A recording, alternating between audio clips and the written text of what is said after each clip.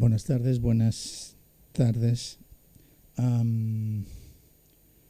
Lo primer de tot, m'agradaria agrair a l'Ateneu i especialment a les persones que sou aquí d'una manera o d'una altra per poder participar en aquesta tertúlia.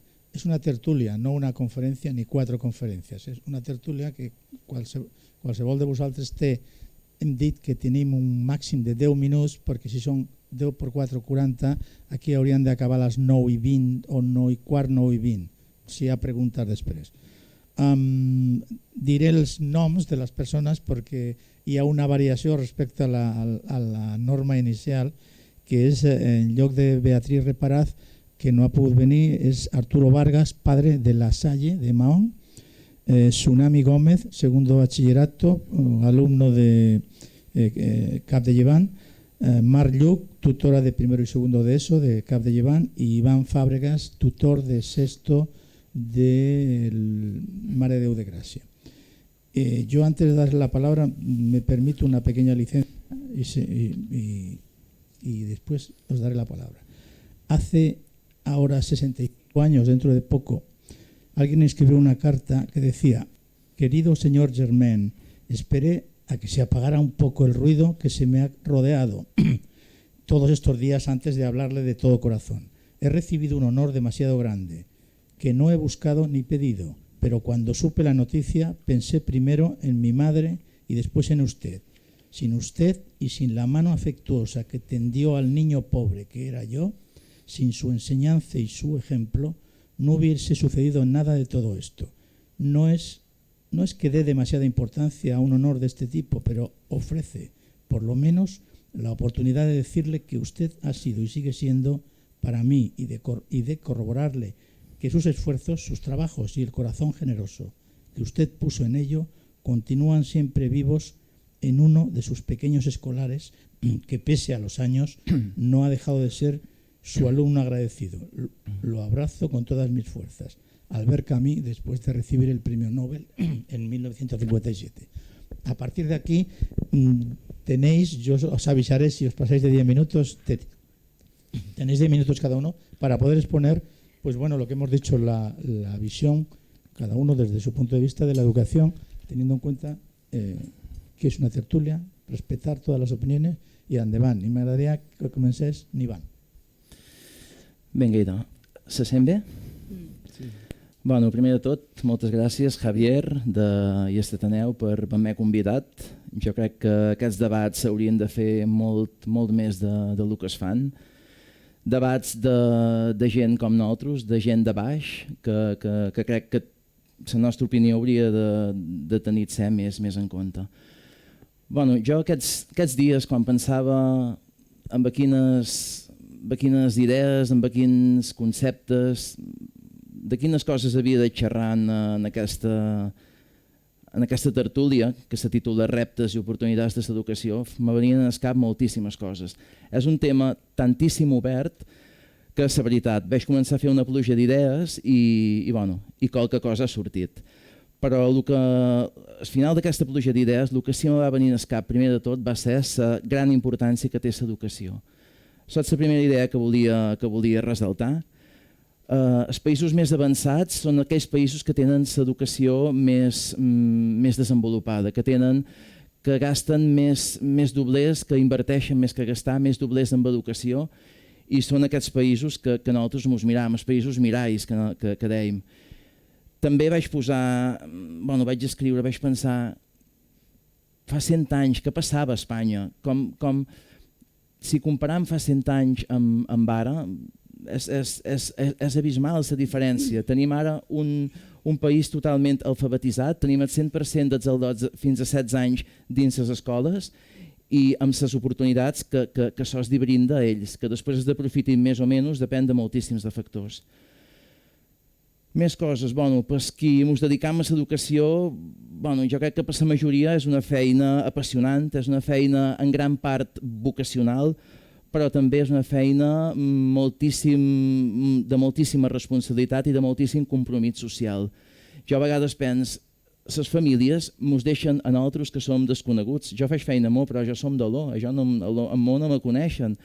mereixen el que més estimen, que són els seus fills, i pensa en això, en aquest compromís social que nosaltres, els que ens hi dedicam, els que ens hi dedicam fa anys, vam decidir un dia de fer aquest compromís. A partir d'aquí ja me centro un poquet amb el títol de la conferència. Jo vaig pensar quines oportunitats ofereix l'educació a l'alumnat per acabar en escola els alumnes. I aquí me van sortir com a 3 o 4 blocs, 3 o 4 blocs de motius, d'oportunitats que els oferim als alumnes quan van a escola. Primer de tot, el tema de xerrar, llegir, escriure en català, castellà i una tercera llengua, una llengua estrangera, en anglès. Adquirir competències bàsiques matemàtiques també i adquirir coneixements bàsics de ciències. Això seria un primer bloc, que és l'adquisició de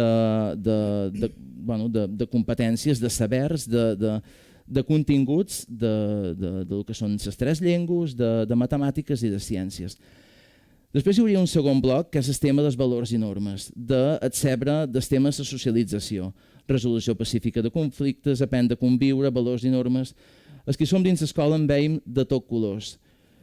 I la majoria són bones, el que veiem, però també en veiem de no tan bones. No direm dolentes, perquè amb educació no podem xerrar de coses dolentes, però sí que gran part del temps el dedicam a això, a promoure la socialització entre ells, el tema dels valors i normes, què és el que està bé, què és el que no està bé, el tema de resolució pacífica de conflictes, etc. Un tercer bloc seria organització personal i gestió dels temps. Està clar que l'alumnat ve a escola no només a aprendre llengua, a aprendre matemàtiques, a aprendre ciències, sinó també a saber-se organitzar personalment i a gestionar el seu temps. Avui mateix un alumne de 6è, quan jo li he demanat els pocs deures que teníem d'espont, que els hi vaig donar res, molt poca cosa, misèria, que dic jo, l'excusa ha estat és que no pensé abrir l'agenda. No pensé abrir l'agenda. Clar, que un alumne hagi arribat a 6è i que després de 4 dies li demanis l'única feina que té i te digui no ha pensat a obrir l'agenda, hi ha feina a fer. Un quart bloc és el tema de les TIC, lògicament, no podem, el tema de les tecnologies de la informació i comunicació, ja estan dins la nostra vida, no podem fugir d'elles, i també estan ficades de manera transversal dins cada una de les àrees, dins cada una de les feines que fem, i vull dir, l'escola és un reflex de la societat i com a tal les noves tecnologies hi estan ficades dins. Tot això que cap de dia organitzat, desenvolupat amb un currículum suficientment extens perquè no tinguem temps d'avorrir-nos en el dia a dia a l'aula. I aquest dia a dia, a partir d'aquestes oportunitats, que jo he dit objectius, però que es podíem dir oportunitats que nosaltres oferim als alumnes, ens ofereix una sèrie de reptes. Reptes no per l'educació del futur, sinó per l'educació del present. Un primer repte que jo crec que és un repte que el tenim de fa 30-40 anys, és el tema de l'atenció a la diversitat. 30-40 anys de tota la vida. Tenim moltíssima immigració. La llengua vehicular a la pràctica ja no és el català. Jo de 20 alumnes que tinc n'hi ha 14 que la seva llengua primera és el castellà i n'hi ha 6-7 que tenen el català, que són purament menorquins. Clar, jo crec que això ens hauria de fer pensar tal vegada amb el que defensàvem als anys 70-80 d'ensenyament en primera llengua. És que la majoria dels alumnes que van a l'escola que estic jo, Mare de Gràcia, no tenen el català com a primera llengua. Hauríem de veure què feim. Una altra cosa que he apuntat és el tema del retorn de les aules d'acollida. Avui mateix, ara mateix, ens arriba un alumne i bon dia, te'l fiquen dins l'aula. Te'l fiquen dins 5è, te'l fiquen dins 6è i ja està. Jo record temps abans que hi havia un mestre AD que es deia que tenia, era el que se n'ocupava d'una aula d'acollida. Durant un temps, unes setmanes, un mes, aquell alumne podia estar aprenent mínimament una de les llengües, perquè direm una de les llengües les Illes Balears. Un altre repte que he posat, individualització de l'ensenyament. Hem d'acabar de passar de la integració a la inclusió. Integració és ficar físicament un alumne amb totes les seves característiques dins una aula i que aquest alumne s'adapti, feina de l'alumne, per passar a una inclusió que realment mogui a tots els altres alumnes i mogui en el sistema educatiu perquè aquell alumne pugui igualment aprofitar de la tasca educativa que els mestres i els professors feim dins una aula. Una altra cosa que he apuntat com a repte, baixada de ràtios. És totalment imprescindible. Amb tot això que he dit de diversitat, d'immigració i per individualitzar l'ensenyament d'aprenentatge, és imprescindible que dins una aula hi hagi 20 alumnes com a màxim. És molt important. Infraestructures, bueno, estem en escoles, a Menorca hi ha escoles que estan igual que l'any 1970, escoles que estan igual que fa 50 anys. Avui mateix en la meva classe hi havia 27 graus. Imagineu, si avui hi havia 27 graus a 2 de novembre, quants de graus hi devia haver dia 15 de setembre, dia 15 d'octubre? És horrible, és horrible. I amb aquesta humitat és que ni ells poden fer feina ni nosaltres, tenim obert, no passa aire, crec que el tema d'infraestructures hauria de ser prioritari. Per tant, tot el que he dit, al final tot és el mateix, tot acaba sent doblers. Per tant, és necessari un augment del pressupost destinat a educació. He posat dues coses més, tema de normatives, ara sentim xerrar molt de la LOMLOE, però bueno, també van xerrar molt de les altres 8 normes que cada 6-7 anys, o cada 4, perquè n'hi va haver una que va ser en 4 anys de diferència, doncs mos han anat posant. És imprescindible que hi hagi un acord polític, que els partits d'esquerra i de dreta es posin d'acord amb educació i amb sanitat i que no hi hagi disputes cada vegada que hi ha eleccions o cada vegada que hi ha un govern de torn que hi hagi una nova llei. Podem discutir ara la manera com s'aplica la LOMLOE, això podria dur per un debat sencer, però bueno. I finalment he posat un poquet de sus de les TIC.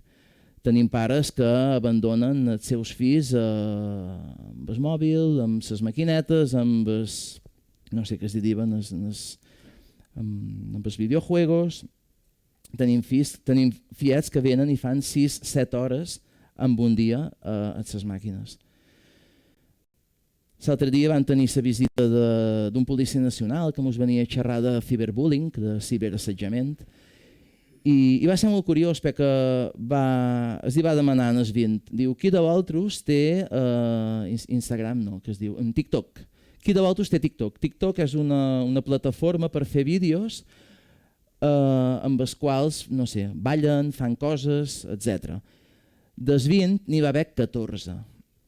Clar, els policies li va dir, bueno, vosaltres 14 esteu fent una cosa il·legal, perquè vosaltres teniu 10-11 anys i esteu emprant una app, una aplicació que és per més de 14 anys i ara es posaran als 16.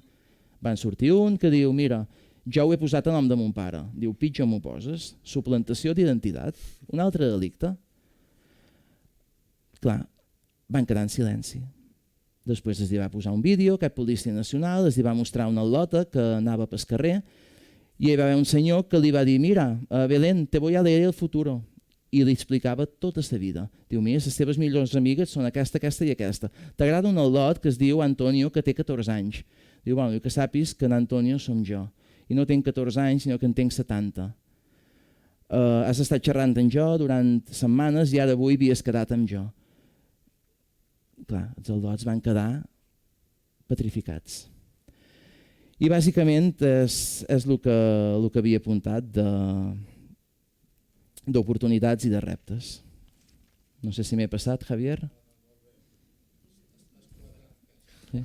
Bueno, pues ja està. Gràcies.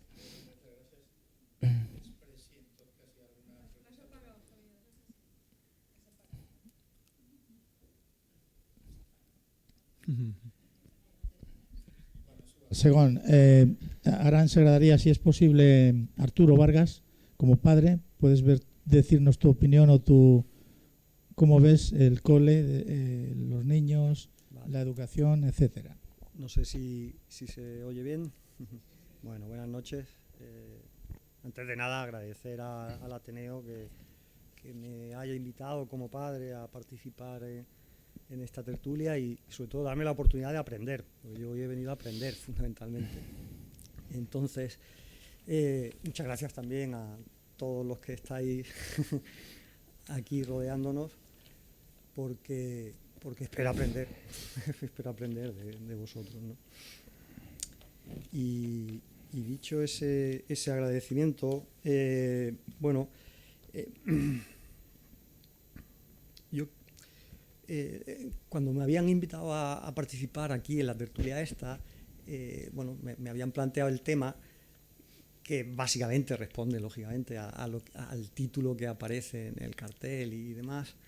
Pero bueno, yo lo entendí un poco más. Tiene que ver, no voy a hablar de otras cosas. El tema de la educación hoy, si se había complicado, bueno, y engancha ahí, pues si supone hoy un reto mayor que antes o no. Bueno, yo creo que lo que pasara antes, no voy a decir que no nos sirva, que de todo se aprende, pero yo creo que vamos a centrarnos en lo de hoy, que es lo que nos ocupa, ¿no? Y bueno, por ir entrando en materia, bueno, yo creo que no estoy seguro, tengo mis dudas, ¿no?, que son las que trasladaré. Tengo mis dudas de si se ha complicado o no. Creo que sí, por mojarme, por no... Pero fundamentalmente creo que se ha complicado porque nos lo hemos complicado.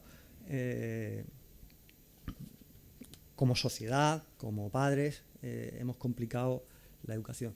Voy a tratar de ser crítico constructivo, no pesimista. Yo voy a tratar de no buscar culpables ni de echar la culpa a nadie, pero bueno, a mí me toca hablar como padre y creo que lo más honesto es transmitir. Claro, hay que tener en cuenta también que yo voy a tratar de transmitir, bueno, que lo que transmita es mi opinión personal, no represento a ningún centro educativo, a ningún colectivo, a ninguna AMPA o APIMA, ni nada, o sea que y seguramente estaré equivocado en algunas cosas. En cualquier caso, yo tiendo a expandirme mucho y creo que soy incapaz de contenerme los 10 minutos que contaba. Entonces voy a tratar de dar, me he propuesto dar como 3 pinceladas que luego podríamos desarrollar. A ver, yo, aparte de ser padre, que según dicen algunos es la profesión más antigua del mundo, y yo creo que no solo la más antigua, sino la más bonita, y considero que es el mejor trabajo del mundo, ¿no?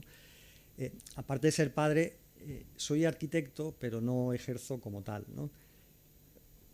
No viene al caso explicar por qué.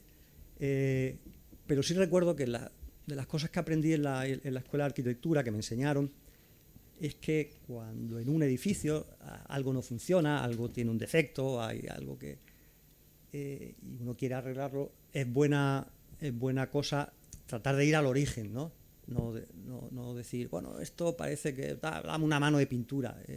A lo mejor hay que decir, oye, ¿por qué viene de agua? A lo mejor hay que ver si es que se ha roto una teja en el tejado o el canalón está atrancado. En fin, conviene ir al origen, a la causa que produce ese efecto, porque si no, todo lo que hagamos pues va a ser chapucear y parchear y no vamos a solucionar el problema que se va a reproducir en el futuro.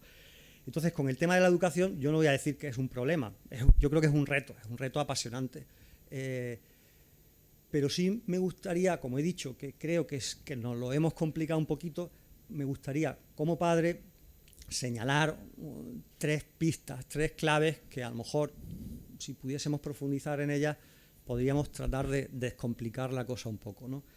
La primera de ellas es que, bueno, ya Iván ha descrito un poco el panorama con el que nos encontramos y que no podemos evitar, ¿no? Es decir, yo creo que el mundo en el que vivimos, que va a toda velocidad, donde, bueno, esa cultura de la imagen, de proyectar esa imagen a través de redes sociales, de percepción, sobre todo de instantaneidad, de que tiene que ser ya, de que tiene que ser perfecto, ¿no?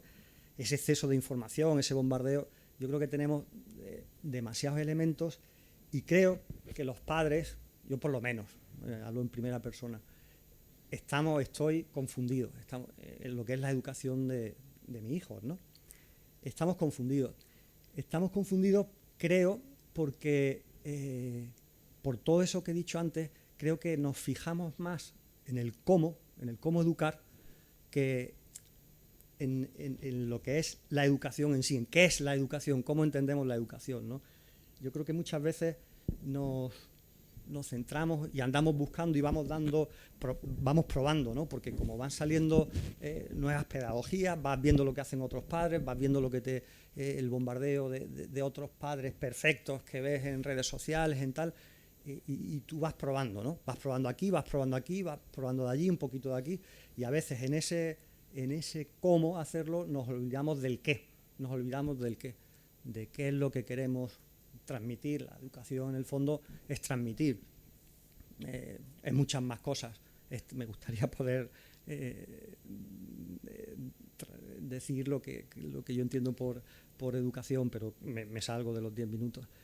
Pero al final es transmitir conocimientos, cultura, valores, emociones, es perpetuar, continuar esa cadena. Nosotros, los hombres, estamos aquí en la historia en el día de hoy, pero hay una herencia que viene de atrás, de la que creo que no debemos prescindir, y hay un futuro, ¿no? Y entonces tenemos esa responsabilidad de la que hablaba Iván, perdón. Como padres también tenemos esa responsabilidad, ¿no? Ese lujo, pero también esa responsabilidad. Entonces, bueno, yo creo que parte de la dificultad que encontramos, en mi caso por lo menos, viene de esa confusión, ¿no? De muchas veces centrarnos en el cómo más que en el qué, ¿no? Me dejo muchas cosas, pero bueno, si salen luego, bien, y si no, pues si me invitan otro día, os doy la paliza con eso. Como padre, la segunda cosa, ¿no? Creo que yo debería confiar mucho más en el docente, ¿no? Está claro que somos figuras complementarias, ¿no? Que no debemos invadir uno el espacio del otro, ¿no? Y creo que eso, que antes, yo creo que en general la sociedad lo tenía más claro, no se tiene tan claro. Yo creo que deberíamos confiar mucho más en el docente, ¿no? Mucho más en el docente, bueno, pues porque hay un respeto, porque hay una confianza que se le transmite al docente, que se le transmite al hijo que le entregamos al docente, que el hijo, todos sabemos que la mejor forma de educar es con el ejemplo. Si el hijo ve que el padre, la madre, respeta al docente, el hijo va a tener ahí un referente muy claro. Bueno, no siempre 2 más 2 son 4 y no siempre se va a respetar, pero si ese referente está, entonces yo creo que hay que también devolverle la autoridad al docente, que muchas veces la cuestionamos. Pensamos que sabemos más que ellos, como padres, estoy hablando como padre. Seguramente a la inmensa mayoría de los padres no les pasa esto, pero a mí me pasa, y como hoy soy yo el que está aquí sentado y es desde mi experiencia de la que puedo hablar, yo creo que si le diésemos, si ellos recuperaran esa autoridad que me temo que han perdido, ellos estarían mucho más serenos, mucho más tranquilos. Podrían ser mucho más ellos, esos maestros, esos educadores, podrían volver a ser maestros, que yo tengo la sensación de que, no por culpa de ellos, para nada, pero tengo la sensación de que están con un cierto miedo, que no pueden desarrollar sus habilidades, su trabajo, hacer bien su trabajo, de que están pendientes de, es que si digo esto, es que si hago esto. Hay por un lado pues una legislación, hay no sé cómo se llama, unos equipos directivos en los centros, hay tal. Entonces, si me salgo un poco de tal, si yo creo que a este grupo, y vuelvo a enganchar con una de las cosas que apuntaba Iván, es decir, un grupo que sería deseable que fuese lo más reducido posible, donde el maestro pudiese individualizar un poco esa educación, ese trato con su alumno. Yo creo que ahí, pues todo lo que es la ilusión, la capacidad de sorprender, el asombro, la motivación propia de los profesores, creo que ganaríamos mucho,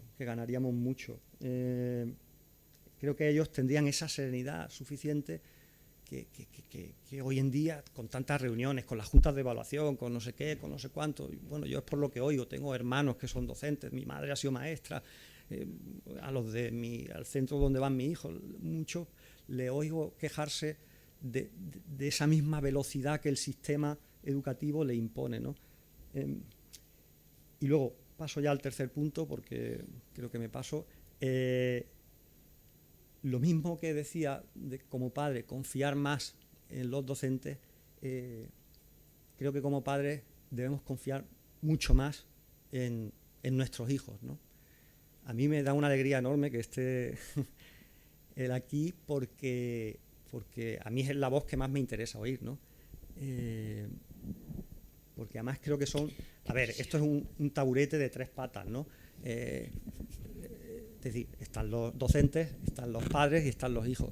Si falla uno de ellos, si uno está cojo, si no está, el taburete no se sostiene en pie de ninguna de las maneras. Podemos hacer la prueba, ¿no? Pero bueno, eso es un fundamento casi de la estática, ¿no? Entonces, creo que tendríamos como padres que escucharlos mucho más, ¿no? Aquí podríamos hablar del tema de las pantallas, del tema de suplir esa escucha dándole al niño un dispositivo, ¿no? Sobre todo para que esté callado, y me deje a mí utilizar mi móvil sin darme la lata, ¿no? Estoy exagerando un poco, pero creo que grotescamente es un retrato que desgraciadamente se da en la sociedad, ¿no? Entonces, aprender a escucharle, porque es una cosa que lo hemos perdido, a base de no hacerlo lo hemos perdido. Escucharle, no cuando nosotros queremos escucharle, ni lo que nosotros queremos escuchar de él, sino escucharle cuando él quiera. No estoy hablando de darle todos los caprichos. Aquí tenía apuntado a hablar de la hiperprotección, tenía apuntado otra serie de cosas. Escucharle, bueno, ni siquiera lo que él quiere, sino escucharle lo que verdaderamente necesita, lo que verdaderamente reclama, ¿no? Que yo creo que es un ejercicio que nos ayudaría a ir mucho más de la mano, ¿no?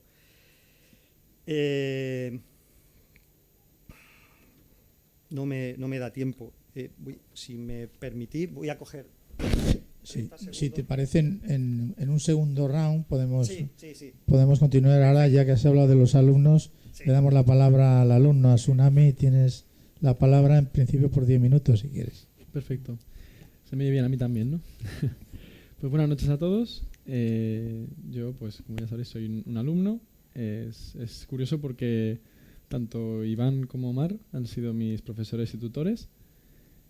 Y tengo que decir que hicieron un excelente trabajo, ¿eh? Pues bueno, yo empezaré por decir que para mí la educación, si se ha complicado, pues yo creo que sí, porque se ha complicado porque hay mucha, como bien ha dicho Iván, también hay mucha variedad de gente. Cada vez la gente es más abierta con lo que piensa, con lo que dice, y además también es complicado porque mucha más gente tiene acceso a la educación que antes. Entonces hay muchas más personas que se están educando, por suerte.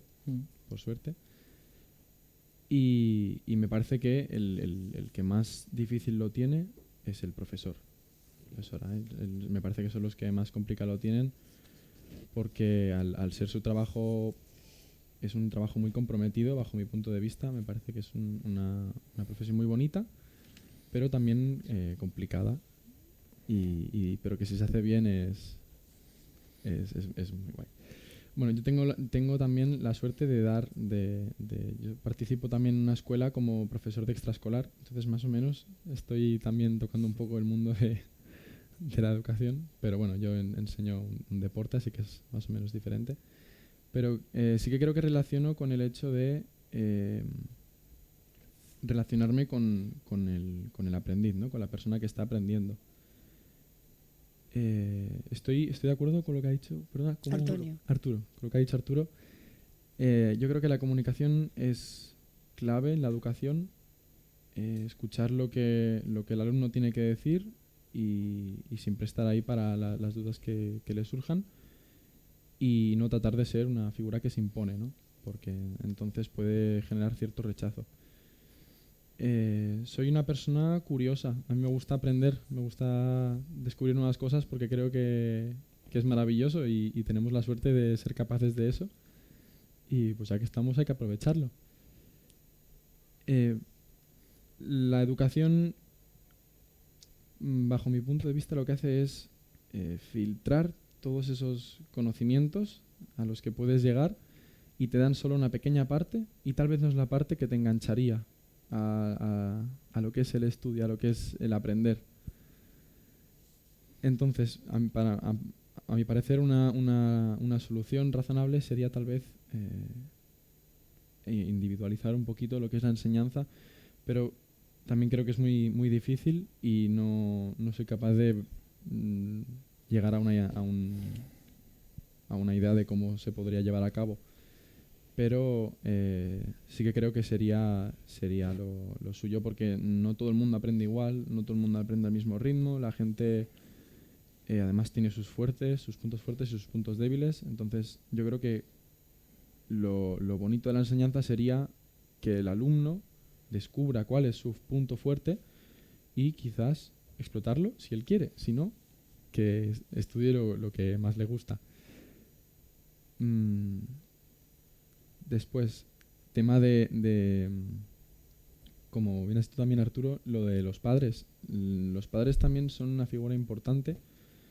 Creo que un buen ambiente en la casa ayuda muchísimo más, facilita mucho más el aprendizaje luego en la escuela y el llevarlo todo al día, ¿no? Porque si la vida privada está bien organizada, luego tanto el trabajo como todas las obligaciones salen mejor, yo creo.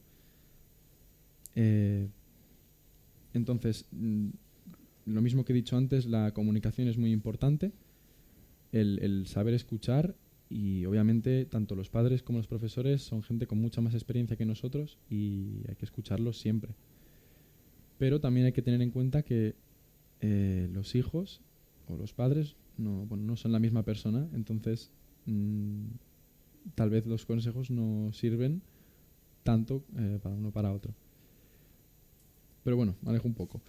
Divago. El tema. En cuanto a la educación, lo mismo que estaba diciendo de la comunicación, es verdad que al ser tantos en las aulas, he llegado a estar en un aula con más de 30 y algo personas, 34 personas, es exagerado, no se está a gusto en clase porque tampoco no todo el mundo comparte las mismas ganas de estudiar y no todo el mundo tiene claro cómo se debe comportar en una clase. Entonces yo creo que eso perjudica tanto a la gente que está ahí para aprender como a la gente que va por mera obligación. No lo he dicho, yo estoy cursando segundo de bachillerato científico, entonces he pasado por, obviamente, primaria, secundaria y ahora estoy ahí. Creo que, sacando otra vez un punto el cual ha hablado Arturo,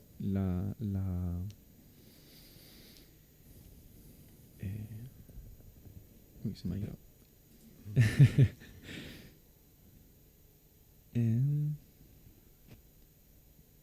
Bueno, se me ha ido, hablo de otra cosa entonces. Pues tocando el tema de la infraestructura, también me parece que sí que tal vez se debería invertir un poquito más en cuidar los centros. Es un lugar en el que pasamos muchas horas, tanto los alumnos como los profesores, y que el centro esté en buenas condiciones yo lo veo primordial, lo veo básico para que el aprendizaje luego sea más fácil, fluido. Techos con agujeros, el calor que hace, las temperaturas radican mucho. En invierno hace mucho frío, en verano hace mucho calor y es inaguantable. A veces solo piensas en el frío que tienes o en el calor que tienes y no puedes estar atento a otra cosa. Y, ese factor, bueno, yo creo que se tendría que tener en cuenta también a la hora repartir los dineritos. Bueno,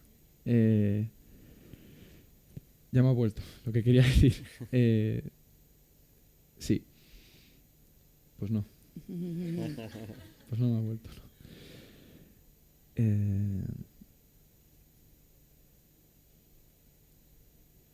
Como cada vez van surgiendo más puestos de trabajo, cada vez hay más trabajos, más funciones que una persona puede desempeñar en una sociedad.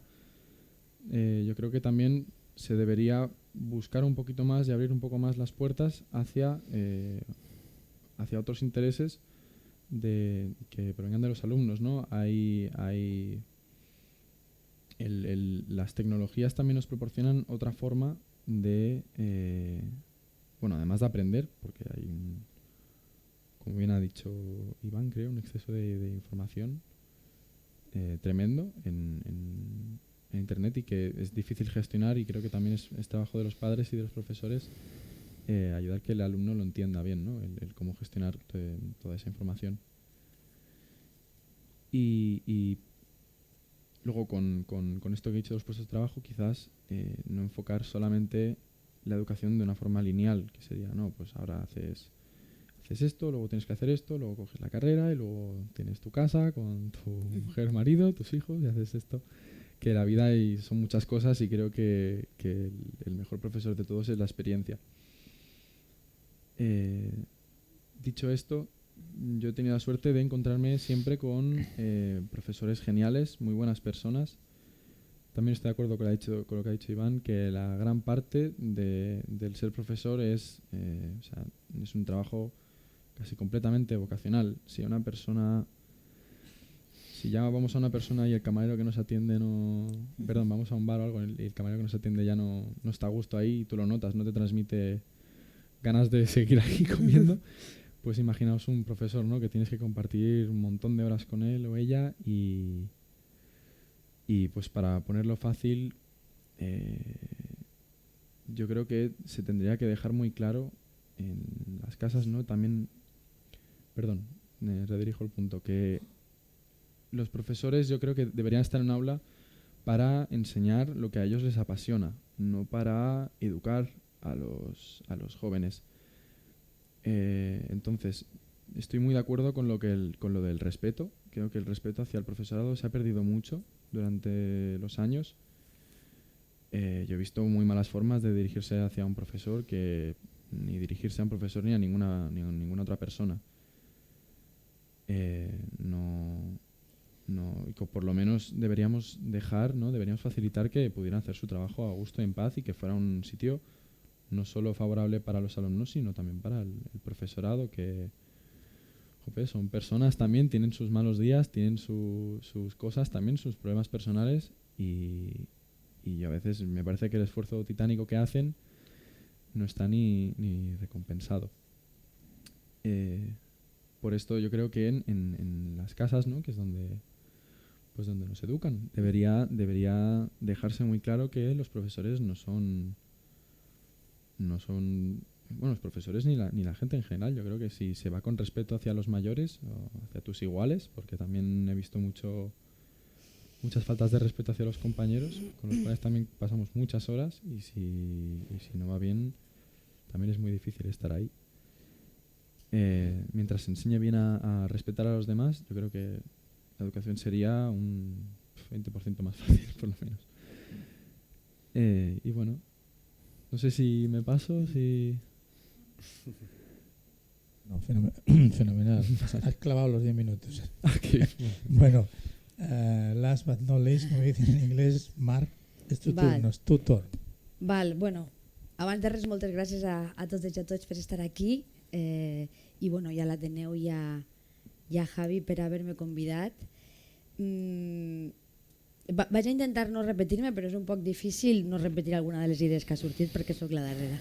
Però bueno, jo com a introducció és molt curiós perquè també havia posat que és doblement l'agraïment, perquè normalment l'educació, que és un tema apassionant, des del meu punt de vista, malauradament, o apareix molt en períodes electorals, on a tothom sembla que li interessa moltíssim i que és cabdal per a la societat, però després s'oblida, o moltes vegades apareix associat sempre o a situacions problemàtiques o a conflictes, i per tant és un gust parlar d'educació per parlar d'educació i posar-lo en el lloc que correspon, que és un lloc importantíssim i apassionant. I bueno, dit això, és cert que bueno, aquest tema d'avui a mi és un tema que m'apassiona, que em preocupa i m'ocupa des de fa moltíssim de temps, i que, bueno, que espero que la meva intervenció sigui un tip més, no? I que contribueixi un poc a enriquir la conversa que he vist el públic, si volguéssiu. Després podria ser molt més rica.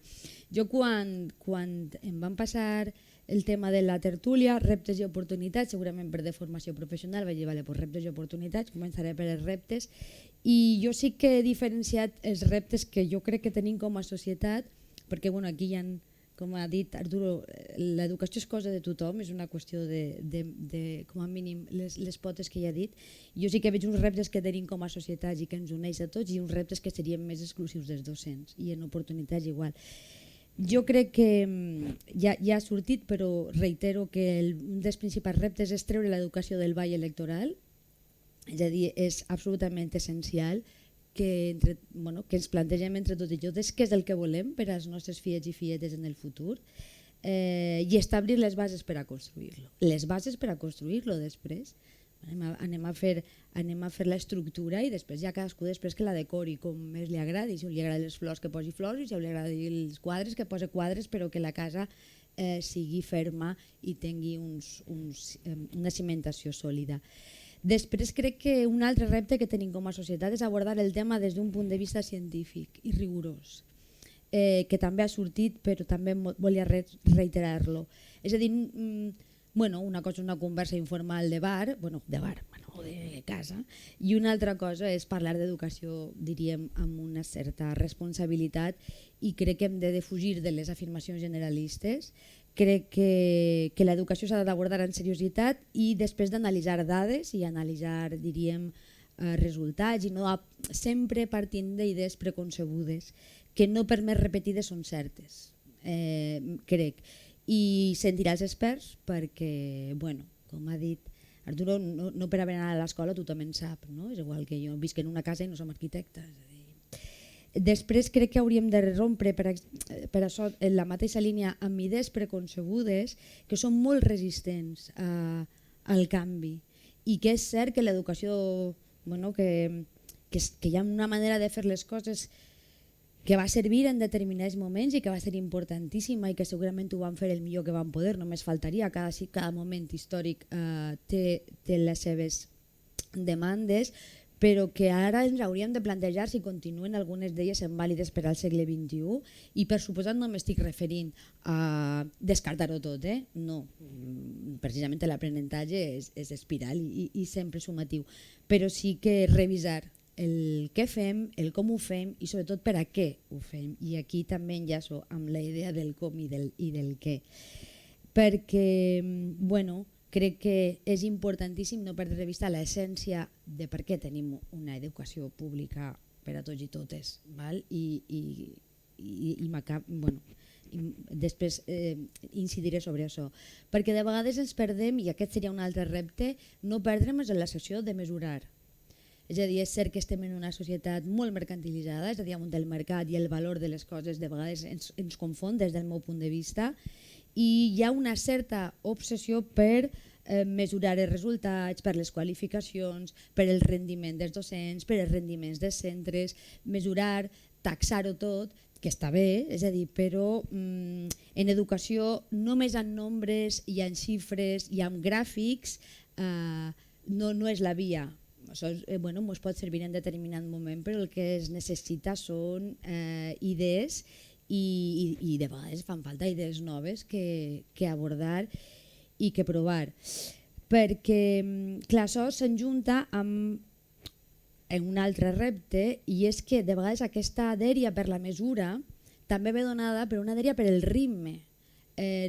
Jo crec que hem d'adonar-nos que l'educació és un procés lent, és tan preciós i és tan delicat que és un procés lent. Qualsevol que cuinem sabem que, no? És a dir, un bon plat requereix una cuina lenta I en aquest cas també, i de vegades lo de les dades, bueno, ens imprimeix un ritme que crec que hauríem de pausar.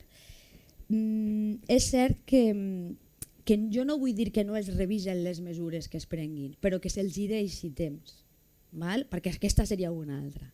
Si prenem mesures, quan els experts consideren que s'hagin de revisar, s'han de revisar, i si han servit, fenomenal, i si s'han d'enriquir, s'han d'enriquir, però si s'han de descartar, que es descartin.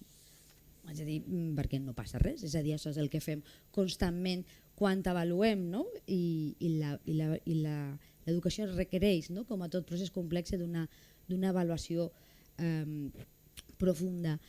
Després jo també crec que un altre repte que tenim com a societat és aconseguir els i les millors professionals, perquè com ha dit en Tsunami, és una professió fantàstica, és una professió, diríem, en la que estàs constantment aprenent, però és una professió que té un grau d'exigència molt alt, un grau d'exigència intel·lectual i físic i emocional altíssim, i a lo millor hauríem de, com a societat, descartar les frases fetes de 2 mesos de vacances i pensar més en una frase feta que també es repeteix molt, que és: jo això no ho faria ni loco o ni loca. Bueno, si tu això no ho faries ni loco ni loca, a lo millor has de valorar més el que suposo. I després, com a societat, crec que tenim un repte de valorar l'aprenentatge, és a dir, el gust del saber, el gaudir del coneixement. És a dir, tothom si pensem, és a dir, les nostres estones de felicitat, de sensació, de benestar, venen moltes vegades associades a saber, val? O a gaudir del que sabem. I front al premi fàcil i ràpid, valorar allò que ens costa d'aconseguir, que no passa res. Descartar frases com si ho he fet en 2 minuts, com si tingués més valor, perquè una cosa ho has fet més ràpid o perquè t'han costat. No, les coses que també te costen tenen molt de valor, i saber i aprendre requereix esforç, però és un esforç que dona, ja ho deia Wagensberg, el goig intel·lectual és una cosa que crec que és molt important com a societat valorar-la. I per què? Perquè, i aquí acabo com a societat, no hem de perdre mai de vista el que deia, que aquest sistema educatiu públic per a tots i totes va sortir com un requisit per a la democràcia. És a dir, i una democràcia de qualitat requereix un ensenyament públic de qualitat per a tots i totes. És a dir, i la qualitat de la democràcia està molt lligada a la qualitat de l'educació que els donem als nostres joves. I després, com a docent, com a, diríem, en actiu cada dia en el centre, òbviament un dels principals reptes que tenim els docents és aconseguir l'aprenentatge de tots i de totes, amb la seva diversitat, amb les seves il·lusions diferents, amb els seus interessos diferents, amb els seus desitjos diferents i amb les seves emocions diferents. I aprendre és un procés molt complex.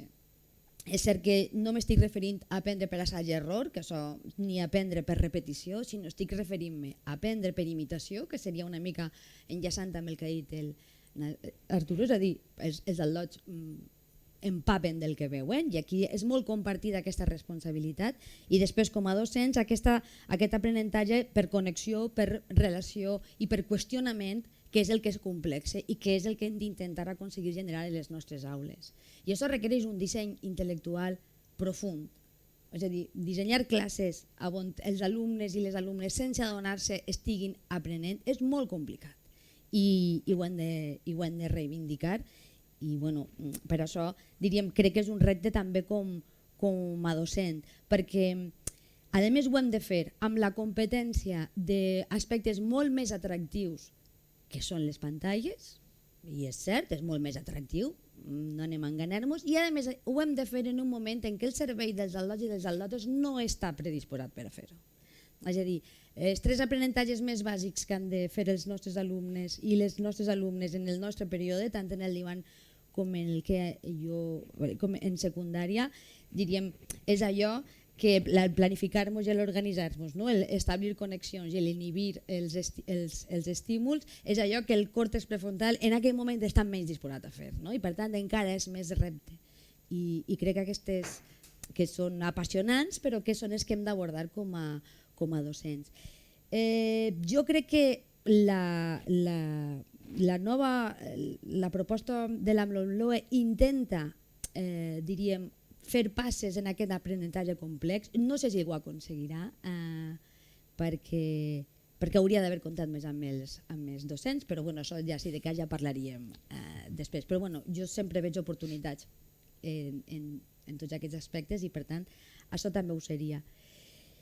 I si passo a les oportunitats, jo crec que com a societat tenim una oportunitat des del meu punt de vista, és que de vegades de les coses de les situacions no gaire positives es poden treure aprenentatges importants i crec que les darreres crisis ens han situat a tots en un espai molt comú, és a dir, crec que hi ha reptes, diríem, el que hem d'abordar en l'educació crec que és molt comú i per tant allò es transforma en una oportunitat perquè ho podríem abordar plegats i crec que aquesta, diríem, s'ha deixat molt clar quines són les capacitats que serien desitjables perquè es puguin abordar els reptes que tenim per davant, no només el repte mediambiental o el repte climàtic, sinó els límits al creixement, és a dir, que són evidents, es vulguin veure o no, o els avanços tecnològics constants o determinat deteriorament de determinades maneres de funcionar com a comunitat, no? El sentit de comunitat.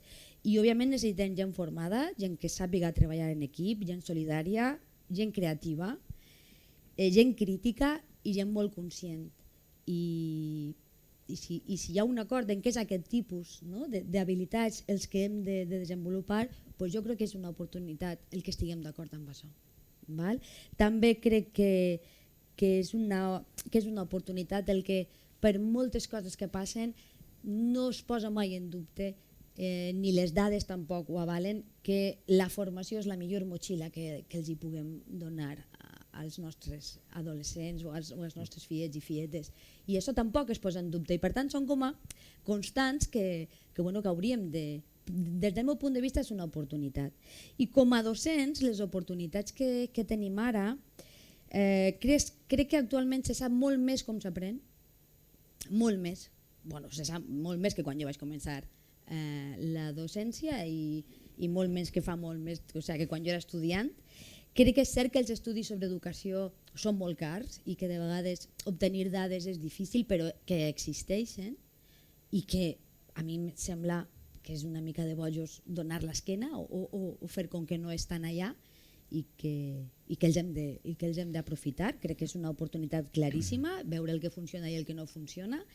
Crec que la tecnologia és una oportunitat i crec que aquesta abundància d'informació jo ho veig com una oportunitat de les més, per mi, a mi de les que més m'agraden perquè l'alumnat té un munt de canals d'informació d'on obtenir-la. Primer ja no és monolítica, ja no és com la que jo vaig rebre, és a dir, que només hi havia una única font d'informació i el qüestionament no havia lugar, ara sí, i per tant jo crec que és molt més ric.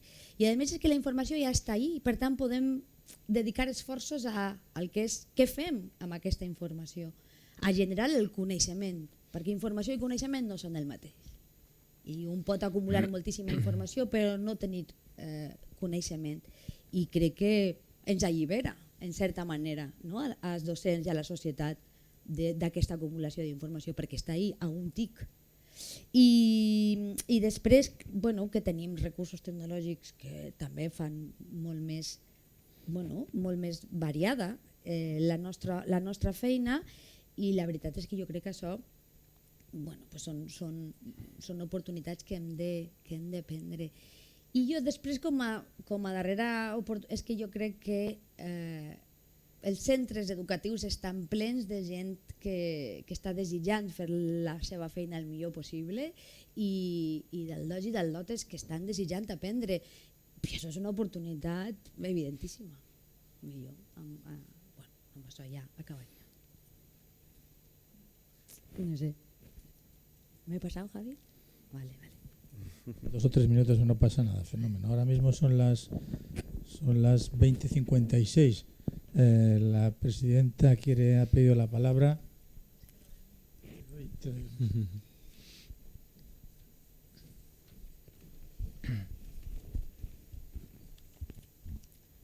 Hola, en primer lloc, donar les gràcies per totes que esteu aquí, que heu acceptat estar en aquesta tertúlia. M'ha fet recordar l'estudiant que els comentaris que ha fet, que el Ministeri antes no es deia d'educació, es deia d'instrucció pública. I ratllant de públic, l'educació s'ha estat, el que li sale és barata, mai és l'educació és cara. I tal com ha dit un rector, no? Aquesta frase que es diu tant d'un rector de la Universitat de Harvard, va dir, pruebe sin educación y verá lo caro que li saldrà. No?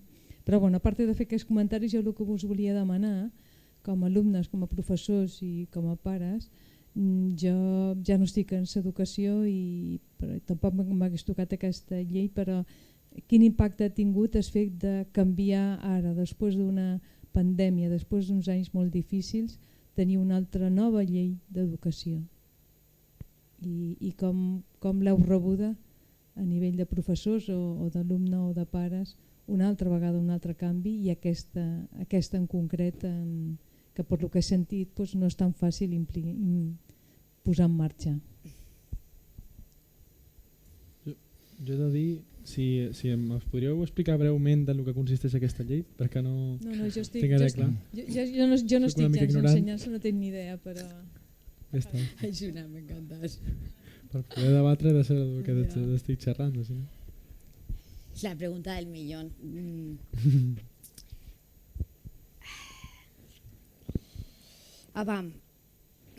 Jo, abans com ha dit el papà, jo no estic aquí en representació de ningú, és a dir, jo només parlo com a mare. Els impactes de les lleis són relatius i són el que, perquè de fet, si un exemple té aquest país, no, és que han passat lleis, jo en duc moltes, i tampoc soc tan gran, no, en sèrio. I els amics que omplin aquesta sala ho podrien corroborar, perquè si no es vol no es canvia. I de fet jo crec que hi ha moltíssimes coses, des del meu punt de vista, des de la meva... L'essència no s'ha canviat. Des que han pogut millorar coses, sempre hi ha aportacions, perquè jo sempre li trec alguna cosa positiva a tot. Jo què és el que veig de positiu en aquesta llei? Que és més difícil obviar-la. És més difícil fer com que no ha passat. I crec que precisament el nivell de malestar o el nivell de neguit és equivalent a que ha tocat moll de l'os. No sé si m'estic explicant, perquè clar, és molt complex, però per què? Perquè toca l'avaluació. D'acord? En un sistema educatiu, des del meu punt de vista també, però no perquè és una opinió pròpia, sinó jo, per exemple, considero que una de les persones que més sap d'educació en aquest país és Neus Sant Martí, i ell diu, si no canvies l'avaluació, no canvia, perquè l'alumne i l'alumne percep que allò que és important, allò que val la pena aprendre, és allò que s'avalua. No allò que tu li fas un discurs, però això els papàs igual, és a dir, tu li pots seure al teu fill o a la teva filla i fer-li un discurs fantàstic de com s'ha de fer, però després el que tu, diríem, reforces o el que no reforces amb el dia a dia serà el que valorarà, dirà, vale, això sí que és important i això no. Per tant, l'avaluació, que és el més difícil, és diríem, un dels esperons, perquè les altres normatives, hi ha gent que sí, i és cert que s'han aplicat coses i que s'han fet coses, però el canvi, des del meu punt de vista, o la transformació, ha estat molt, molt minsa, d'acord? Tenint en compte que estem en un segle diferent. És a dir, continua impartint-se i treballant-se i plantejant-se l'aprenentatge encara, des del meu punt de vista, molt semblant a quan jo anava. I el món d'ara no té res a veure al món que jo vaig viure quan era adolescent. Ni els reptes que hauran d'afrontar els meus alumnes i les meves alumnes tenen res a veure amb els que jo vaig tenir que afrontar. Hi ha continuïtats, però és clar que sí, com en tots els aspectes de l'ésser humà o de la cultura, hi ha coses que no canviaran, però hi ha coses que sí. I jo crec que en aquest sentit alguns dels plantejaments crec que sí que mourà, val? Sí que remourà, i crec que sí que hi haurà una quantitat de plantejaments pedagògics que faran passes, crec. Què és el que passa? Que des del meu punt de vista s'ha duit a terme una mica malament. És a dir, amb uns terminis aberrants, és a dir, sense... Ja es va partir, perquè és cert que els polítics s'escoltaran moltíssimes vegades que s'ha consultat als docents i que s'ha consultat als docents. Bueno, una consulta d'un tema tan complex s'ha de fer tu no pots dir obert el termini de participació 15 dies en agost. Hombre, anem a ser seriosos, que és el que jo deia, anem a parlar seriosament. No feia falta, és que jo no crec que faci mai falta córrer si el que estàs fent val la pena. Jo crec que sí que ho havíem de posar en marxa, però es podia haver fet pilots, no? Proves, provar, veure si funciona i després estendre, no així. Perquè és cert que la gent està neguitosa, perquè s'ha de formar i perquè s'han de fer passes i és complicat el que es planteja. Crec que val la pena. Sí, jo estic molt d'acord amb el que diu la Mar. Crec que no era ara mateix, després d'una pandèmia, amb el que hem passat, que fa no res, no sé si us en recordeu, anàvem tapats, estèiem amb esfiats separats, que ara, a de veres i corrents, dia 3 d'agost va sortir el currículum. Crec que no ha estat ni el moment ni la manera de fer-se. Crec que s'havia d'haver agafat aquest any com un any per formar-nos, per iniciem-nos amb cursos o consultem-nos, simplement, i no sé, fareu un bon parell d'anys, fareu a poc i bé, el que ha apuntat na Mar. Els plantejaments poden ser bons, sí, pedagògicament els plantejaments són bons, però clar, si no estem preparats ara mateix per dur-los a terme, sí, assaig-error, farem assaig-error, sí. Provarem.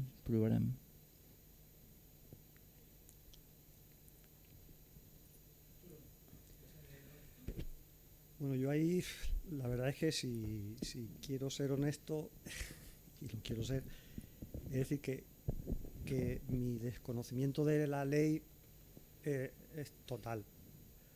Y creo que y el reconocimiento que hago aquí a lo mejor es señal de que algo no funciona. Porque pienso que a mí como padre casi que no me afecta. O sea, afectará a mis hijos, pero creo que es más cosa de los centros educativos, de los docentes, y eso es señal de que algo no funciona por mi parte, ¿no? Porque se produce esa separación. Antes hemos estado hablando de que es necesario esa unión. Bueno, tengo ligeras referencias de lo que oyes en los medios de comunicación, pero bueno, como todo eso hay que ponerlo un poco en cuarentena, porque bueno, pues hablar desde la ignorancia igual es muy atrevido. Yo es que confío más en las personas que en las leyes, confío más en los docentes y en mis hijos, en los alumnos, que en los políticos que hacen leyes. Me gustaría tener la sensación, y un poco el testimonio de ellos me lo confirma, que las leyes se ha contado poco, por decirlo de alguna manera, con los docentes y menos con los alumnos. Entonces, pues me gustaría en ese sentido que la ley fuese distinta.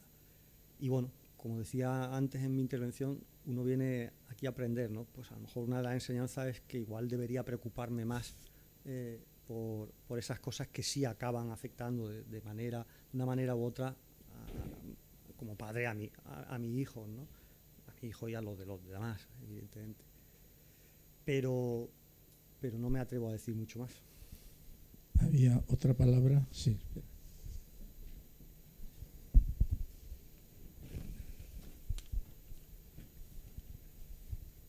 Bueno, ojalá todos los docentes fueran como Mar. A Iván no lo conozco, pero te imagino el entusiasmo, el de Mar lo sé. Porque yo soy profesora recién jubilada Y solo de pensar, lo digo desde, solo de pensar el año que me podía haber esperado, es que esta sensación de tensión, ya digo, ojalá todo el mundo fuéramos como Mar en cuanto... Pero este entusiasmo y suerte que es así de optimista, porque yo con estos mimbres, o sea, no hay un pacto educativo, hay un déficit de infraestructuras, hay unas ratios que nunca hemos conseguido bajar, hay un déficit de profesorado especializado. ¿Cómo vas a individualizar la enseñanza? ¿Cómo vas a atender a 32 alumnos?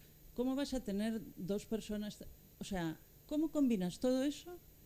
Y además, un cambio de ley precipitado, realmente complejo. Los profesores, claro, yo solo de verlos pensaba en verano, Dios mío, o sea, el 1 de septiembre es como si fuera...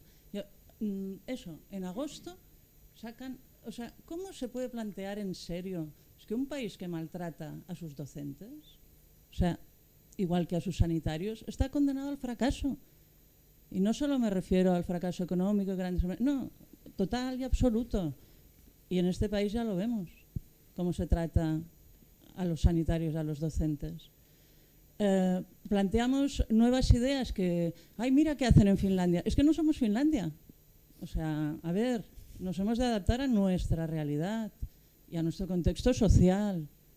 Y entonces, claro, hay una sensación, al menos en un sector del profesorado, de hartazgo, por mucho que nos haya gustado la profesión o nos guste la enseñanza, porque continuamente ves que esas ideas no toman cuerpo, no toman nunca cuerpo. Pasan y pasan años y pasan leyes, que no hay un pacto de educación en este país. Es que es tan grave que ya podemos inventar, dar volteretas y hacer un proyecto de... Y luego al final resulta que están muy bien los nuevos planteamientos pedagógicos, educativos, pero luego resulta que te encuentras en la realidad del día a día y no puedes, o sea, y no puedes. No puedes por miles de factores y resulta además que al final del sistema educativo te está esperando un segundo de bachillerato con un currículum impresentablemente largo, que todos, o sea, lo que decía Tsunami, claro, ostras, es que todos los alumnos tienen unas capacidades y tienen una inteligencia para esto o para lo otro. A mí me pones para estudiar arquitectura y vamos, no puedo hacer, pero entonces lo rico sería poder hacer salir en ellos que creyeran en ellos mismos. Y no, claro, los estamos, parece educando que la cosa va hacia un sistema más de trabajo cooperativo, de trabajo tal, de trabajo cual, y luego cuando los encaminas hacia el bachillerato, pues ahí hemos cambiado de panorama. No sé, yo es que no sé si es porque, bueno, ya soy mayor y entonces, pero esa sensación de, Dios mío, ¿a qué puerto hemos llegado? Cuando, ¿qué te dicen? ¿Quién? Cervantes, escribió el Quijote, eso es enseñar, no sé, quizás yo sea, por suerte, no estoy ya en la docencia porque creo que no les transmitiría nada demasiado bueno a los pobres. Y agradezco que esté gente como vosotros, pero chicos, yo rezaré por vosotros y por los alumnos y por todos.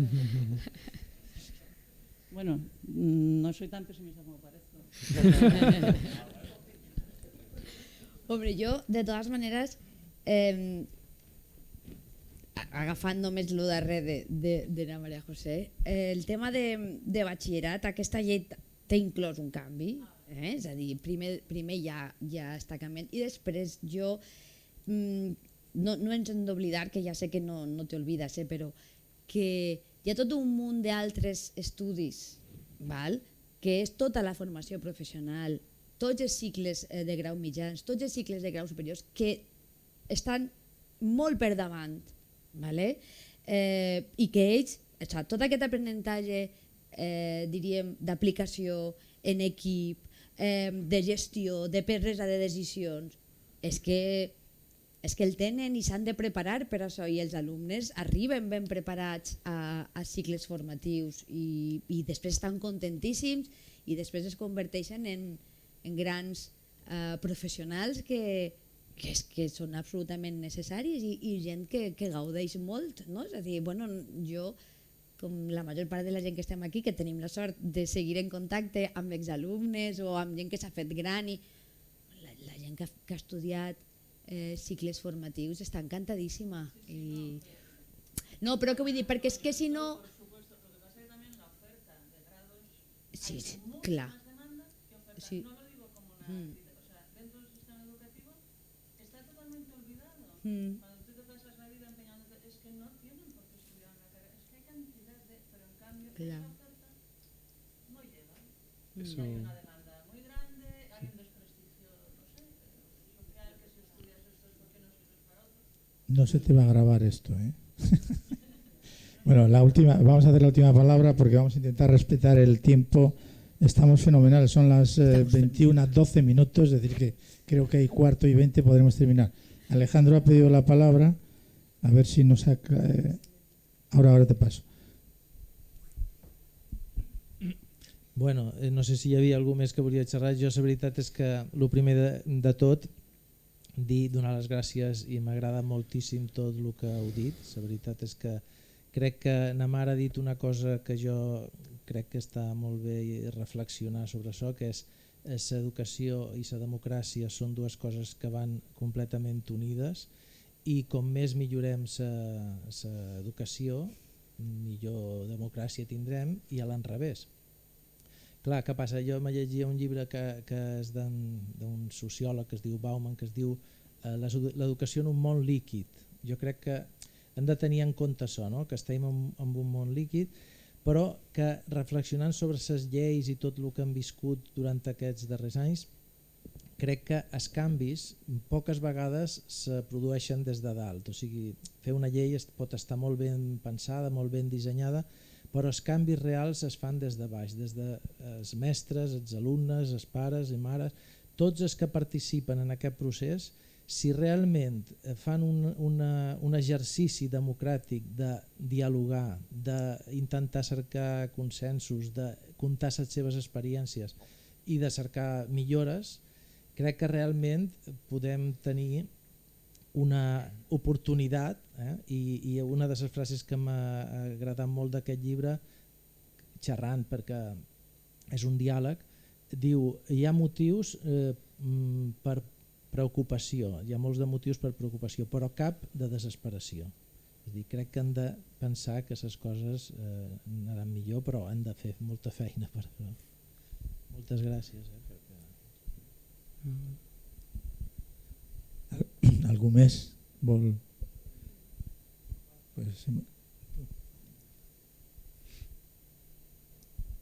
Hola, serà molt curtet, que si no ens sortim dels temps. Que concretant amb el tema Menorca, ja que som a Menorca i tots feis feina o sou estudiants d'aquí, tenia la curiositat de, per vosaltres, quin seria el repte o l'oportunitat més grossa que tindria Menorca ara mateix. És a dir, jo per exemple, fa uns anys vaig estudiar aquí a Menorca, vaig anar a Ramis, després l'estàndard era sortir a estudiar, vaig sortir a estudiar i mira, he acabat tornant, etc. Vosaltres, en concret na Mar, supos, i tu, Ivan, que ets professor de fa anys, heu vist passar molta gent i moltes situacions, etc. No? Aleshores, vist això, quin trobeu que és el repte o la dificultat més grossa que ara mateix hi ha a Menorca, de qualque manera, per als nous estudiants que hi ha, perquè tinguin un futur bo, sigui el que sigui bo? És a dir, tant sigui el que apuntaven Ivan del tema d'integració d'immigració que arriba de fora, com temes d'FPs que comentava fa un momentet, o gent que va estudiar fora, etc. Sí, quin trobeu, per tant, que seria com a repte o quines oportunitats tenim tenint en compte noves lleis, nova situació, és a dir, segle XXI, tecnologies, etc. Sí, quines coses troba que si qualque polític m'ho sentís, digués, mira, aquesta cosa. Quina pregunta més difícil.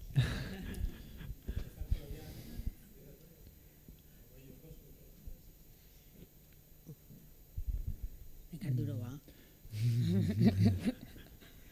Claro. A ver,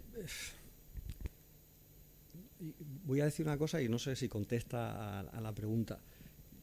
Yo creo que un reto y porque daría lugar a muchas oportunidades, sería conseguir en la medida de lo posible y respetando, por supuesto, las decisiones individuales de cada uno, que la gente no se fuera a estudiar fuera, casi obligada, ¿no? Sino que tuviese la oportunidad, o sea, que el talento, que esa gente, pues como Tsunami que decía, joder, es que a mí me encanta aprender, me gusta aprender, pues que tenga la oportunidad de hacerlo aquí. Bien que se puede salir fuera, se puede complementar, pero creo que Menorca ganaría si esa gente con esas ganas, con esa ilusión, con esa estuviera aquí, pudiera desarrollar todo lo que aprende, lo pudiera hacer aquí, no se tuviera que ir. És mi opinió, així, a bote pronto. Que curiós, perquè jo anava a dir, jo vull que tornin. És a dir, Bueno. Jo dic, el principal repte seria de sortida aconseguir que aquesta llavor de no deixar d'aprendre, posar-la, val? Jo normalment als meus alumnes els dic, jo l'únic que vull que és no espenyar-vos, no? És a dir, jo me conformo en que passin per davant de mi i no espenyar-los, no? I si pots ajudar a aquesta llavor dels interessos, de cultivar els teus interessos, i de cultivar-te seria, per suposat, tant de bo que l'oferta i que no hi haguessin aquestes llistes i que la gent tenir una oferta, però tenim l'escala que tenim, i crec que és bo que vagin, que margin fora, tant si són de cicles formatius per fer estades professionals, com ara jo el que crec és que com a societat tenim el repte de que tornin. Perquè jo a nivell educatiu, honestament, si jo miro jo crec que estem en un dels millors llocs, que Menorca és un dels millors llocs, tenim uns centres educatius, en sèrio ho dic convençuda, la gent que coneguem professionals en altres bandes de la península, jo crec que hem d'estar orgullosos perquè hi ha molt de marge de millora, però també es fan molt bé moltes coses en aquesta illa. Això no s'hauria de prendre, el valor de cultivar-se un mateix. Ara a mi m'agradaria que es donéssim oportunitats de tornar, i això ja sí que no és de l'abast de l'educació. I ja des del meu punt de vista, si a mi me diguessis quin és el moll de l'os, és la vivenda. Suposat, no es pot viure. Sí, jo estic d'acord un poquet amb els dos. Jo ara acabo de tornar d'un viatge de Barcelona amb uns amics i vaig reflexionar sobre aquest tema fa un temps de com és que a Menorca és que no hi ha joves, perquè tothom se'n va estudiar. Jo m'encantaria poder viatjar molt quan sigui gran, m'agrada molt viatjar i els pocs jocs que he viatjat m'ha encantat estar allà, i penso que sí que tal vegada es podria oferir una miqueta més d'estudis aquí a Menorca, que la gent pugui triar tal vegada, perquè crec que una de les barreres per la gent per estudiar és els doblers, no tothom té doblers per poder-se anar.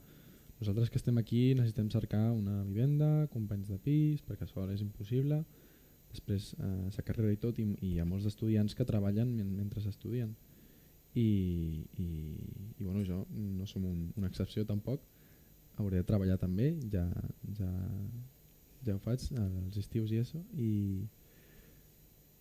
sí, trobo que tal vegada es podria oferir una miqueta més d'estudis aquí a l'illa per la gent que tal vegada no tingui l'oportunitat d'anar-se'n fora, ja sigui per doblers o perquè no té ganes de separar-se de la família o perquè veu un bon futur aquí, que es pugui quedar sense preocupar-se de dir, jo no volia fer això però m'he de quedar igualment. Sí, més o menys respon bé.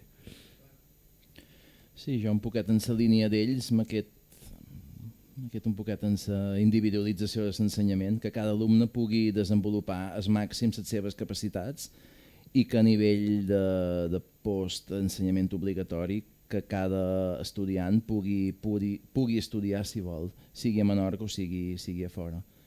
Que l'educació estigui en el seu abast i que ell hi pugui accedir. Crec que seria repte com a menorquins, que vivim aquí un poc aïllats a mig del Mediterrani, tenim. Doncs molt bé, estem complint quasi britànicament, són les 21:20 i per tant jo l'únic que vull dir, moltes gràcies, realment sempre s'aprèn molt, i jo també tinc unes quantes preguntes, podríem seguir però no seguirem.